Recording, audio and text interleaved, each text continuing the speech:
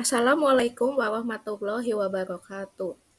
Perkenalkan, nama saya Ayuning Sitoresmi dengan nomor induk mahasiswa 857620432 akan melakukan presentasi edukasi dari Universitas Terbuka UPBJJ Purwokerto dengan judul Gangguan Makan pada Anak. Presentasi ini dilakukan untuk memenuhi tugas tutorial online ketiga dengan mata kuliah penanganan anak berkelainan. Di sini saya akan menjelaskan tentang gangguan makan pada anak, terutama mengenai kasus terkait dan juga penanganan yang bisa dilakukan oleh orang-orang sekitar, khususnya orang tua dan guru.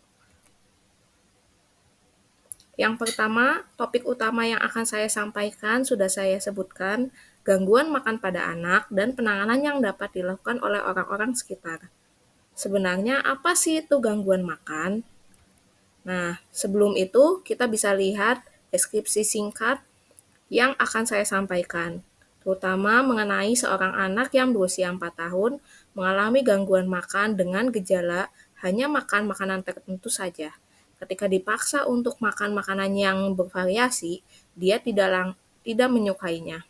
Sang anak akan melakukan perlawanan dan perasaan tidak suka. Anak hanya akan minum susu formula dan juga hanya makan dengan tekstur jenis tertentu. Di luar itu, sang anak juga tidak mau dan akan melakukan perlawanan, yaitu memukul gurunya atau langsung lari untuk menghindari kegiatan menyuapi. Sebenarnya apa sih itu gangguan makan? Gangguan makan adalah gangguan mental yang ditandai dengan perilaku makan yang tidak normal dan disertai gangguan emosi. Biasanya penderita gangguan makan akan mengalami beberapa perlakuan yang terlihat. Yang pertama mungkin bisa menunjukkan ketidaksukaan terhadap makanan tertentu, atau mungkin penyebabnya bisa kita lihat nanti. Nah, ini ada faktor penyebabnya ya. Yang pertama ada trauma pada kondisi tertentu. Biasanya pada anak ada trauma tertentu pada kondisi tersendak, atau misalnya ada perasaan kondisi tidak mau merasa cepat gendut mungkin pada orang dewasa juga bisa. Terus yang kedua, terlalu banyak makanan manis yang dikonsumsi. Biasanya anak akan merasa kekenyangan jika diberi makanan manis dalam jumlah yang berlebihan. Itu juga termasuk pada susu formula yang diberikan atau misalnya snack-snack yang diberikan di luar jam makan. Biasanya anak akan langsung menolak ketika diberi makanan utama, yaitu makanan yang biasa kita makan 3 kali sehari. Yang ketiga, adanya spesifikasi makanan yang disukai. Karena terlalu banyak makan makanan manis yang dikonsumsi anak, anak akan terbiasa memilih makanan yang disukainya saja. Misalnya, ada beberapa makanan dengan tekstur, bau, jenis, warna saja yang dia pilih. Di luar itu dia tidak mau. Yang keempat, ada emosi yang tidak terkontrol.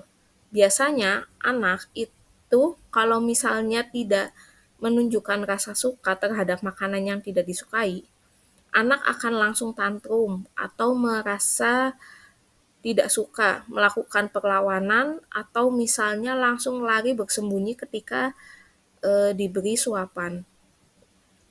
Ada beberapa yang bisa kita lakukan untuk menangani pada penderita.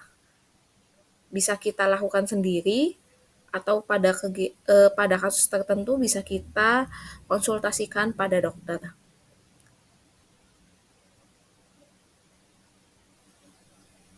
Yang pertama, konsultasi dulu dengan orang tua. Sebagai guru, ajak orang tua agar dapat melakukan sesi tanya jawab santai. Dengan bahasa yang santun dan tidak menekan dan juga tidak mengintimidasi, tanya orang tua mengenai kebiasaan anak. Catat apa saja yang dilakukan anak pada jam-jam makan tertentu.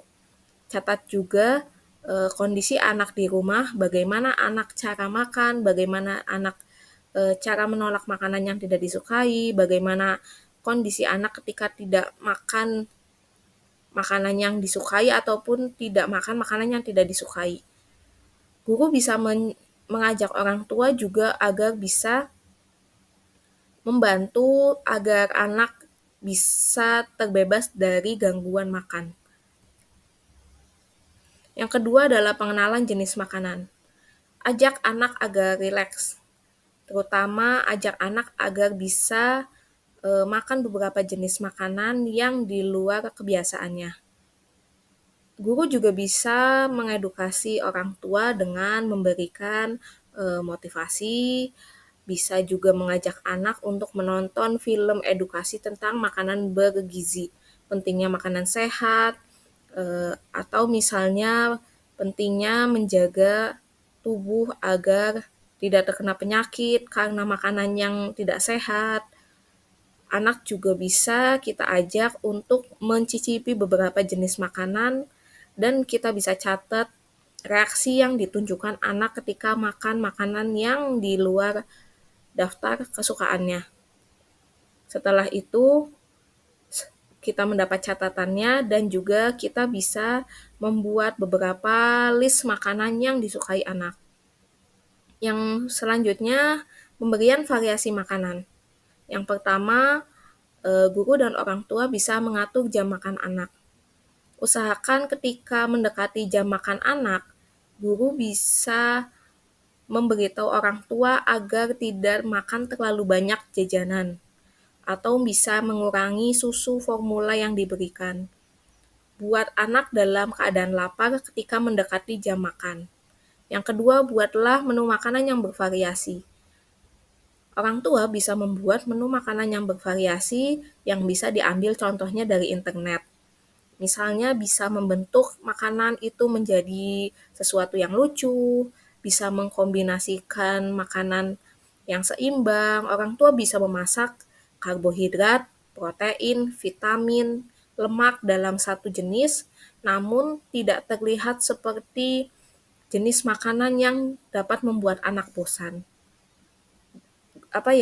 Bisa juga memberikan booster dengan vitamin. Vitaminnya bisa dipilih berdasarkan kesukaan anak, bisa dengan rasa buah, atau misalnya dengan bentuk yang lucu seperti permen, atau bisa berupa madu vitamin. Booster dengan vitamin ini bisa juga dikonsultasikan dengan dokter. Nah, apabila konsultasi dengan ahli gizi ini dilakukan, mungkin masalah yang dialami bisa cukup berkepanjangan. Anak bisa melakukan konsultasi dengan ahli gizi ataupun misalnya psikiater agar bisa merencanakan beberapa kegiatan atau misalnya melakukan obrolan mendalam mungkin seperti hipnotis kepada anak supaya anak bisa terbebas dari gangguan makan. Terima kasih atas perhatiannya, saya ucapkan terima kasih. Mohon maaf apabila ada banyak kesalahan. Assalamualaikum warahmatullahi wabarakatuh.